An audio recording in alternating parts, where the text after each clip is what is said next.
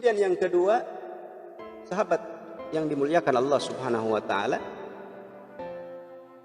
hendaknya kita menjadikan musibah ini sebagai media muhasabah diri. Mengevaluasi diri kita. Semua kita, masyarakat yang ada di dunia ini, yang ada di bumi ini, melakukan muhasabah, melakukan evaluasi. Karena tidak ada yang terjadi di bumi ini melainkan karena akibat perbuatan umat manusia. Kerusakan-kerusakan, bencana yang terjadi akibat ulah manusia. Di dalam sebuah ayat Allah Subhanahu wa taala berfirman, "Zaharal fasadu fil barri wal bahri bima kasabat aydin nas liyudhiqahum ba'dalladzi 'amilu la'allahum yarji'un." Telah nampak kerusakan di daratan dan di lautan, itu semua karena perbuatan tangan-tangan manusia yang tidak bertanggung jawab. Liyudhiqahum ba'dalladzi 'amilu, supaya Allah Subhanahu wa taala merasakan kepada mereka sebagian dari apa yang telah mereka kerjakan.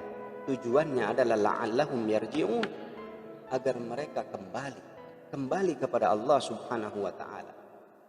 Qul siru fil ardi fanzuru kaifa kana aqibatul ladina min qabl kana aktsaruhum musyrikin. Katakanlah, berjalanlah kalian di muka bumi ini, lalu lihatlah apa yang telah terjadi. Lihatlah apa akibat bagi orang-orang sebelum kalian.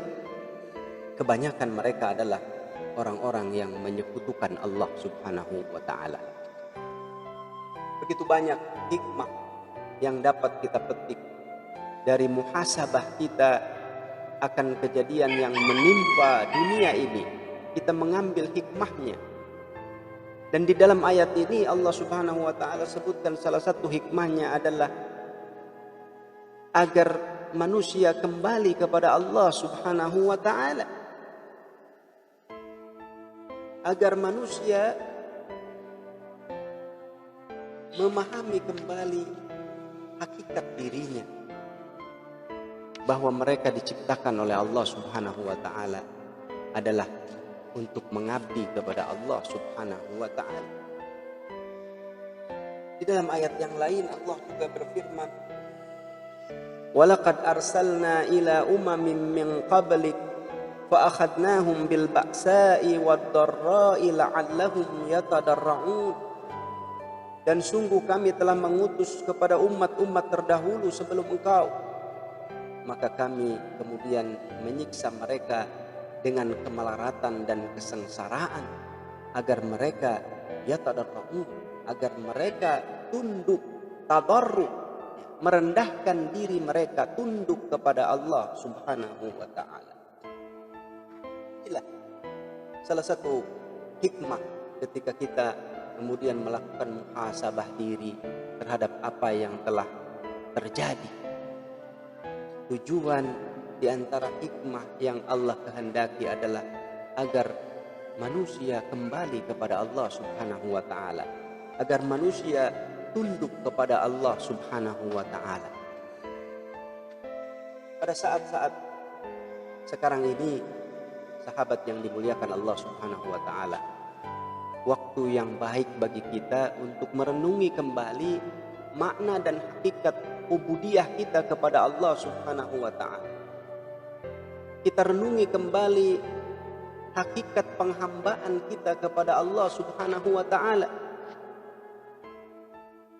Sebagaimana ikrar kita kepada Allah Subhanahu wa taala di dalam salat kita, tidak kurang 17 kali minimal kita mengikrarkan penghambaan diri kepada Allah Subhanahu wa taala dalam salat kita, kita mengikrarkan iyyaka na'budu wa iyyaka nasta'in.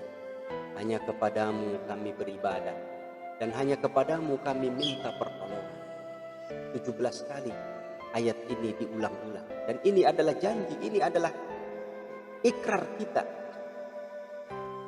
Sebagaimana di dalam hadis qudsi Allah Subhanahu wa taala membagi surat Al-Fatihah ini.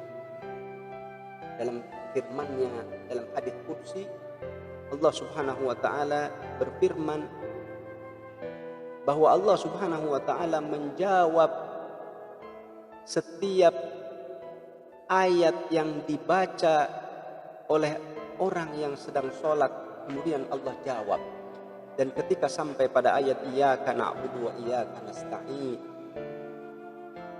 Allah berfirman, hadza baini wa baina 'abdi. Ini adalah perjanjian antaraku dan antara hambaku. Wa li 'abdi ma sa'al, dan bagi hambaku apa yang dia minta. Ibnu Qayyim rahimahullah mengomentari ayat ini, kata Ibnu Qayyim, ayat ini merupakan inti dari surat Al-Fatihah. Dan kita ketahui bahwa surat Al-Fatihah itu adalah surat yang menghimpun isi Al-Quran. Al-Quran semuanya terhimpun dalam surat Al-Fatihah. Sehingga surat Al-Fatihah ini dikatakan Ummul Kitab, induknya Al-Kitab. Karena seluruh isi Al-Quran termaktub di dalam surat ini. Dan inti dari surat ini ada pada ayat iyyaka na'budu wa iyyaka nasta'in. Hanya kepadamu kami mengabdi, hanya kepadamu kami beribadah, dan hanya kepadamu kami minta pertolongan. Sebab tujuan dari penciptaan kita, penciptaan manusia adalah dalam rangka mengabdikan diri kepada Allah. Wa ma khalaqtul jinna wal insa illa liya'budun.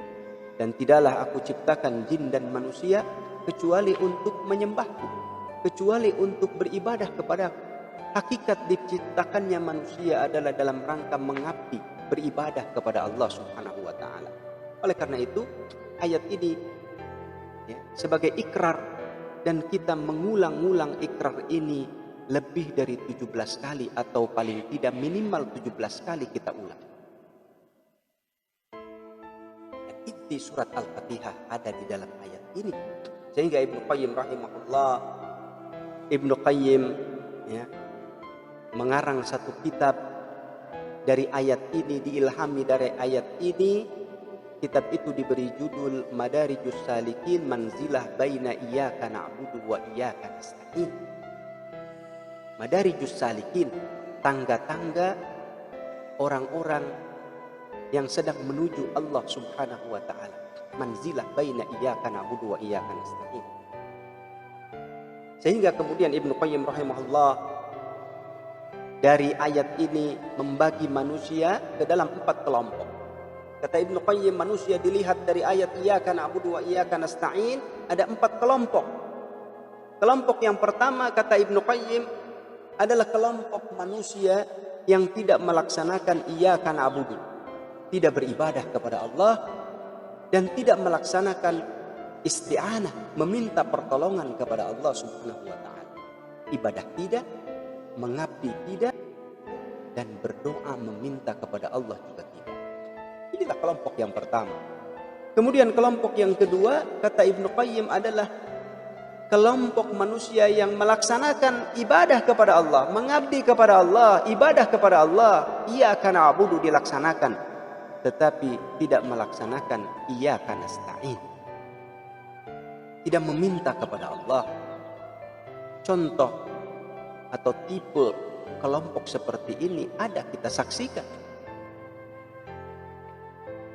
Tidak sedikit di antara kaum muslimin ada yang melakukan sholat, melakukan saum Ramadan, beribadah haji, dan ibadah-ibadah yang lainnya, tetapi ketika butuh sesuatu tidak meminta kepada Allah, minta kepada pohon anu, meminta ke gunung anu, dan seterusnya dan seterusnya. Dan itu kita saksikan.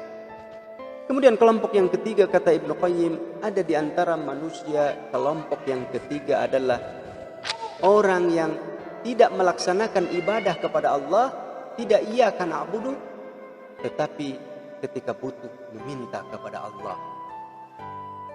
Jadi ibadah tidak, tapi ketika butuh minta kepada Allah. Namun tidak, tiga kelompok ini, sahabat yang dimuliakan Allah Subhanahu wa taala, tiga kelompok ini kata Ibnu Qayyim kelompok yang tidak selamat. Semuanya celaka. Dan kelompok yang selamat adalah kelompok yang keempat, yaitu kelompok yang melaksanakan iyyaka na'budu wa iyyaka nasta'in. Kelompok yang beribadah kepada Allah, mengabdikan diri kepada Allah, dan meminta pertolongan kepada Allah Subhanahu wa taala.